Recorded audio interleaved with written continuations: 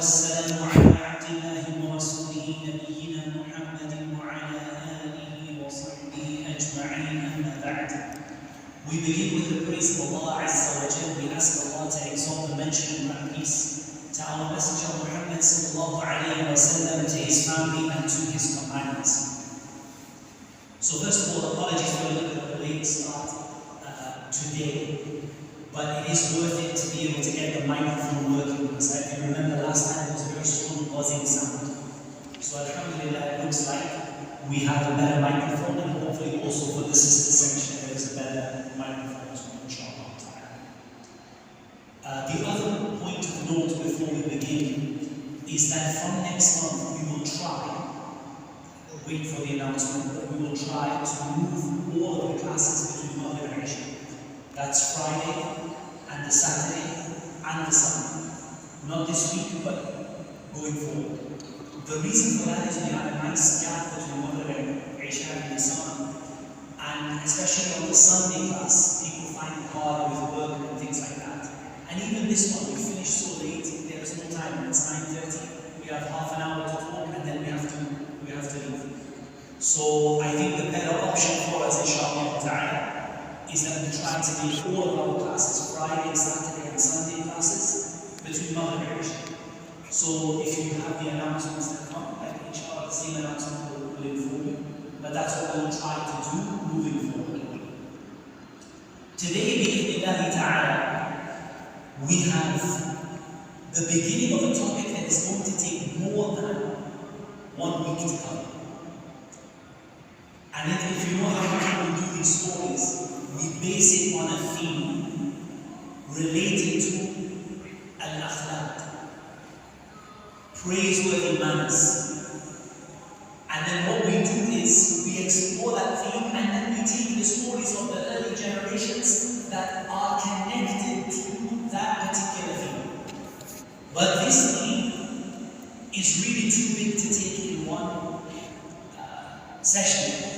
So bi'idhnillahi ta'ala, what we will do is we will take it in multiple sessions, but with a different aspect in each one.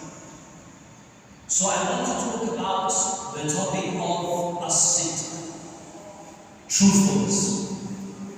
But the particular aspect I want here today is the overlap between as-sidq wal-wafa. The aspect of truthfulness that means being true to what you promised. Inshallah ta'ala, next time we'll talk about truthfulness in terms of the truthfulness of the tongue and being truthful in what you say and not lying. But this time I want to focus on the overlap between as-sidq wal-wafa. Truthfulness in what you promised you would do. Now, if we look at what truthfulness actually means, what as-sidq actually means, there's quite a bit of discussion among the scholars of the language about what it means in Arabic. But the one that most suits our need here is to say that it is connected to thabat shay, something being firm or firmly grounded. It could also be said that it is connected to al-quwwatu fi shay, strength in something. But the one that I think is the most suitable for our discussion tonight is to say that the original meaning revolves around al-quwwa wa thabat, being firm upon something and not changing. And that's because al-kadhib, which is the opposite of as-sidq in a basic sense, which is lying, it has no strength to it, and it never stays the same. If you ever look at a lie, it's always changing. Because the lie it doesn't have any strength, and it doesn't have any longevity. It doesn't stay for a long time. And if we look at the meaning for this in terms of linguistic terminology, to be honest, the one I really like is Al-Ragib al-Asfahani, rahimahullah ta'ala. He said, مُطَابَقَةُ الْقَوْلِ الضَّمِيرَ وَالْمُخْبَرَ عَنْهُمَا He said something I really liked it. This for me, I really liked the way that he said it.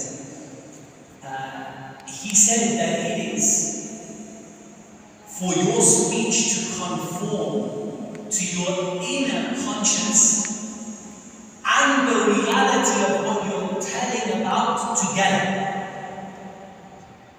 وَمَتَى انْخَرَّمَ شَرْطٌ مِنْ ذَلِكَ لَمْ يَكُنْ صِدْقًا تَامًا. It's a really big benefit. He said, whenever you lose one of these two things, it's not absolute truthfulness. It's not absolute truthfulness. So what I like about this is he takes it in a wider, more detailed sense than a lot of the other explanations. So he says actually, when sometimes people talk about truthfulness, they say your inner self should match, or your statement should match reality, right?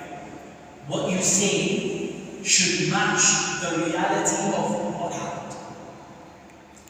And therefore, al-kadhib is al-ikhbar khilaf al-batil. It is to say something which isn't in line with reality, whether deliberately or accidentally. Arabs call it kadhib, both of them. Whether you deliberately said something that isn't true, or accidentally said something that isn't true, both of them they call them kadhib. But here, Allah bin Asfahani, he actually widens it a bit. And he said, if you really want the true meaning of sidq, there are actually two things. One is your conscience, and one is reality. And now you have the statement you made, and they say in ulama that the difference between a sidq and wafa is that a sidq goes back to al-qawl, it goes back to what you said. As for what you do, it can be called sidq and it can be called wafa, in fulfilling your promise. But here you've got a statement you made.